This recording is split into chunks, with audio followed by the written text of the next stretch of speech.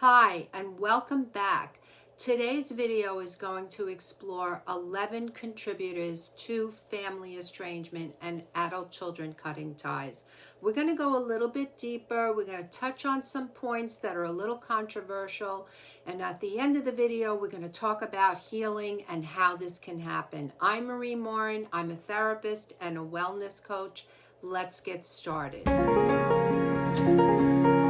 But what are the contributors to these rifts? And more importantly, can they be healed? Today we're going to dive into the contributors of why adult children choose to estrange and explore the deeper complexities behind these decisions. Understanding the root causes can be the first step towards healing and rebuilding family relationships. So divorce and separation is one of the most significant events that can alter family dynamics. For many children, this emotional impact of their parent separation can linger into adulthood. And when one parent speaks negatively about the other, we call this parental alienation, or when the divorce creates a sense of division, it can lead to resentment and estrangement. So while no one is blaming that you got a divorce on the totality of what happened with your adult child, this does seem to be a key contributor to children finally saying, you know what, I've had enough. Very often it has to do with this issue of parental alienation. Parental alienation is when one parent deliberately and intentionally maligns the other parent, and it just breaks the ability for the adult child and the child, when this is going on, to really see what has happened, because the one parent who they're supposed to trust is talking terribly about the other parent, and it becomes extraordinarily messy. If parental alienation has happened in your family, the key takeaway is for you to do the work of getting stronger, of self-care, of making sure that you are okay, your mental health and your well-being. Part of that is to grieve the relationship status for just that day. My hope and prayer is that your adult child would see that you are not the person that the other person painted you to be. Number 2, influence of a spouse or partner. So adult children's relationship with their parents can be deeply affected by the romantic partner that they choose. And if a spouse feels threatened by the parent-child bond, they may push for distance. While this isn't always intentional, it can create conflict and lead to estrangement over time.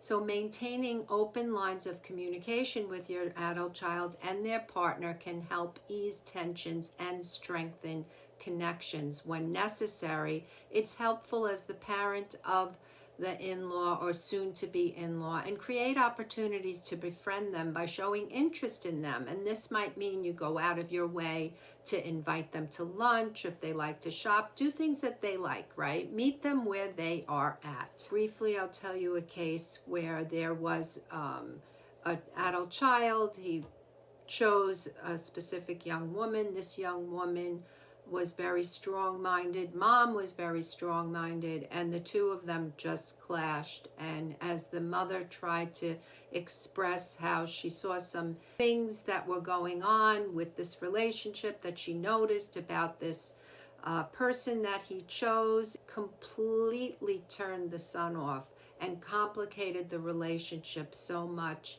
At the end of the day, the son chose his partner and not the mom, and this can be avoided if the relationship between you and this new partner choice of your child can be softened if you try and see them as less of a threat to you, perhaps, and more of a new family member where you will go out of your way to help them to feel welcomed. And this isn't always easy, because sometimes, you butt heads, or definitely behave as though they don't like you, and that's pretty hard.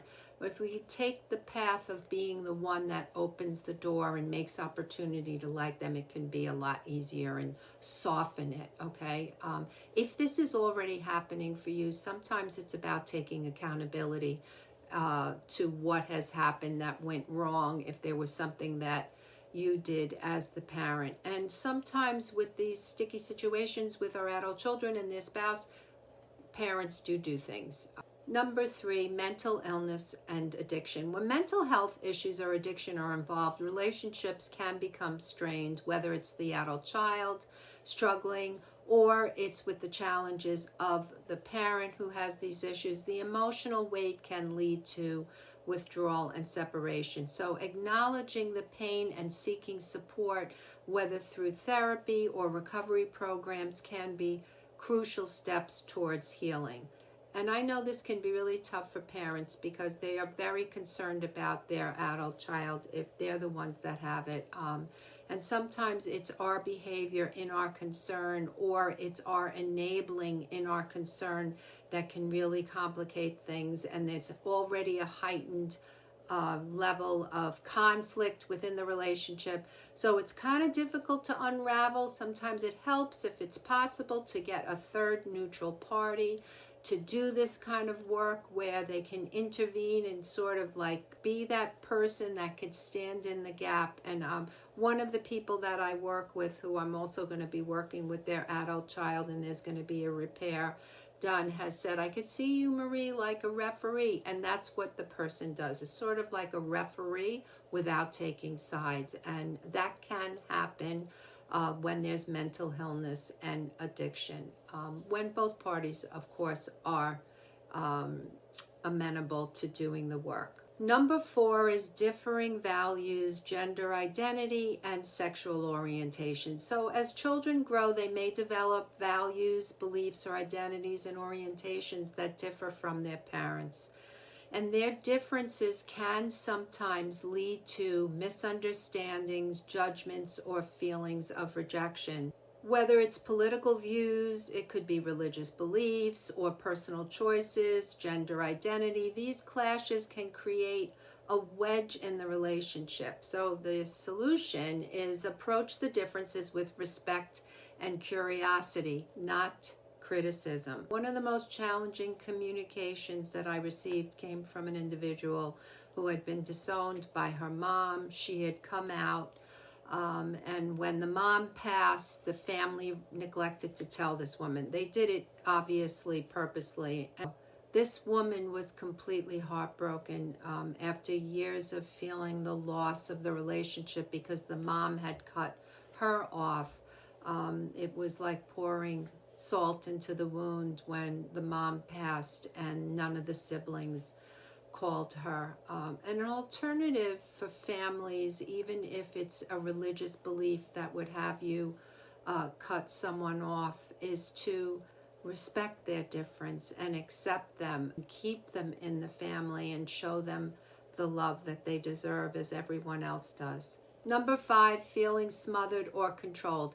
So we call this in therapy land enmeshment, and it could be this kind of like there's no boundaries between people, like the mom and the dad and the children. Everybody knows everybody's stuff, and it really facilitates losing identity and feeling independent, okay?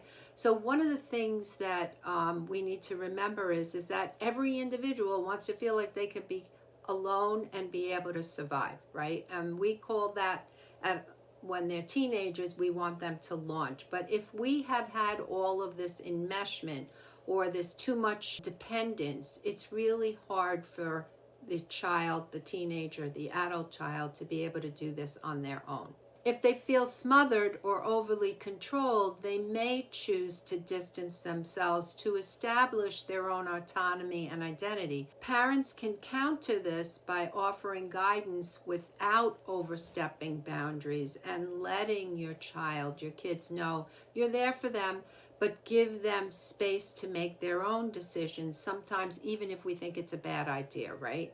I know this is really tough. As a parent myself, I've watched and listened to some of my kids make choices that I didn't always agree with and had to support what they wanted to do. But it felt a lot more coherent for them that I supported them. I didn't always do that well, and it's really a tough go, especially if we don't agree with the decision, to allow them to keep our mouths quiet and let them do things. If we have done this, this is where taking accountability is a really good thing. If we haven't always trusted our adult child's decisions and we've kind of come in to swoop and give them our opinion, it's a good idea to take accountability. And these are things that adult children often say, I didn't have the ability to make my own decisions. My parents were always intervening, telling me how to do things, and it just felt like I was smothered. And number 6, unresolved childhood trauma. For some adult children, unresolved trauma from their upbringing can be a significant reason for cutting ties. Whether it's neglect, abuse, or unmet emotional needs, these painful experiences can create barriers to maintaining a healthy relationship. And healing starts with accountability, acknowledging past mistakes and expressing a genuine desire to rebuild trust can make a difference.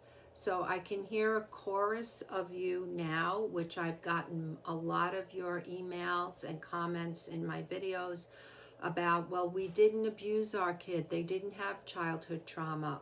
And sometimes the trauma does not occur directly at the hands of the parents. Sometimes other things occur to them.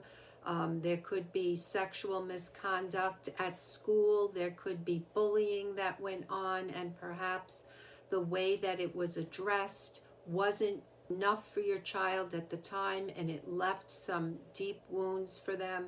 These are the things that I hear with the adult children that I treat and with the parents that I treat when we do this kind of reparative work.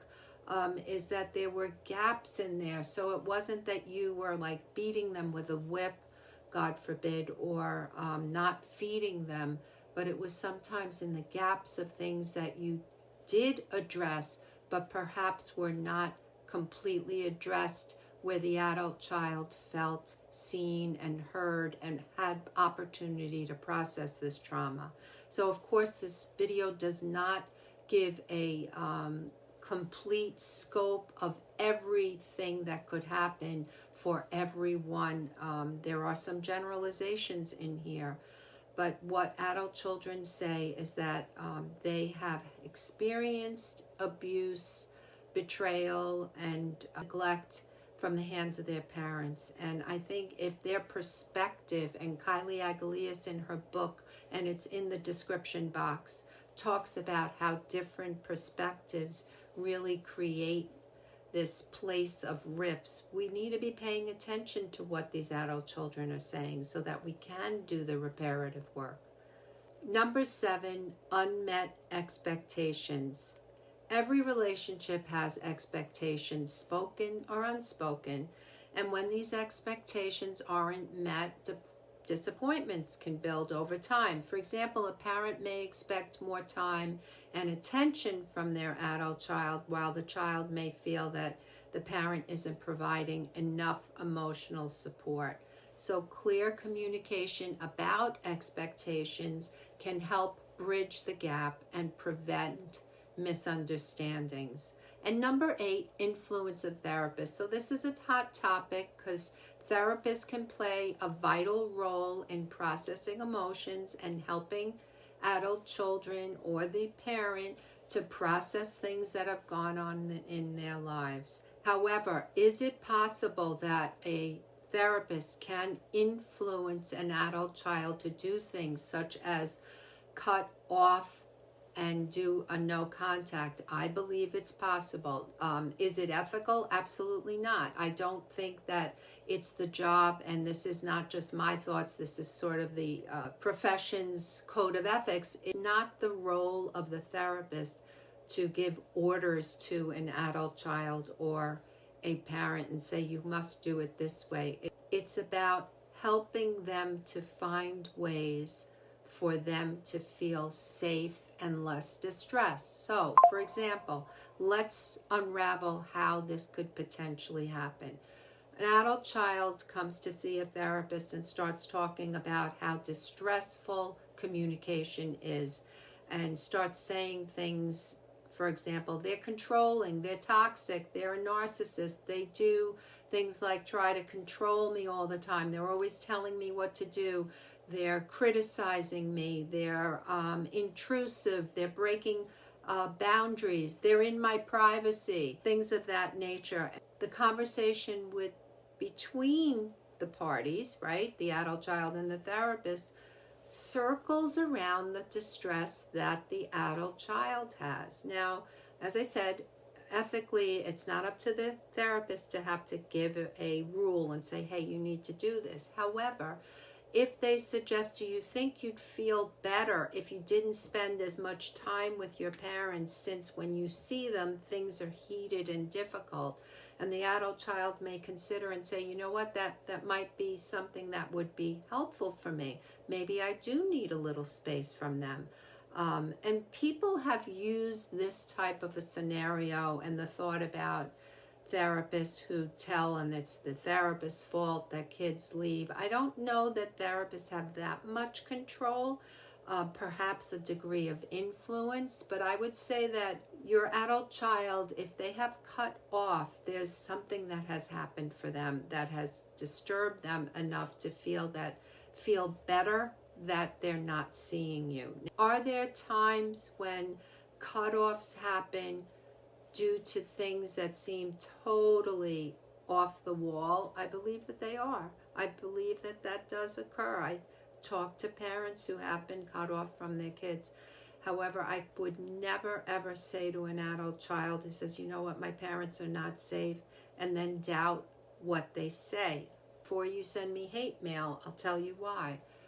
Because this is their perspective and their experience, and perhaps as they take time and they heal, and the parents take time and they heal, there may be opportunity for them to once again repair and get back into relationship. Let's remember that sometimes these separations are necessary for healing, and it's important to recognize that relationships are complex and multifaceted. If you suspect this is the case, try to approach the topic without defensiveness and focus on understanding your child's perspective.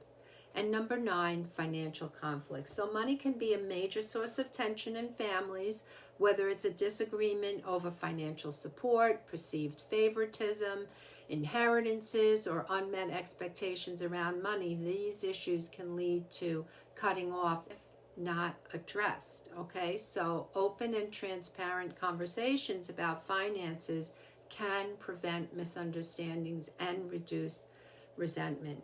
And number 10, poor communication. So at the heart of many family conflicts is a lack of effective communication, whether it's yelling, dismissiveness, or an inability to resolve conflicts. Sometimes it's about not talking about things at all. Poor communication can erode trust and connection over time. Improving communication starts with active listening, empathy, and a willingness to work through conflicts together.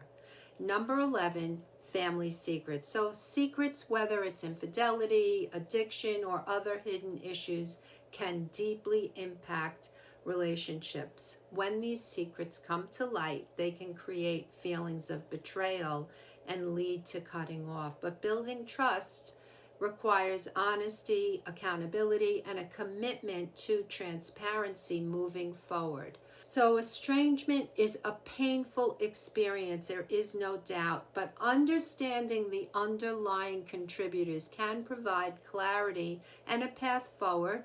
Whether you're a parent or an adult child, remember that healing takes time, patience, and effort from both sides. And if you're experiencing estrangement, know that you're not alone. Resources and support are available to help you navigate these complex emotions and rebuild your family bonds if possible. Thank you for watching. If this video resonated with you, hit the like, subscribe, ring the bell, and leave me a comment and tell me what's been going on with you. Let's continue the conversation in the comments. We'll see you in the next video.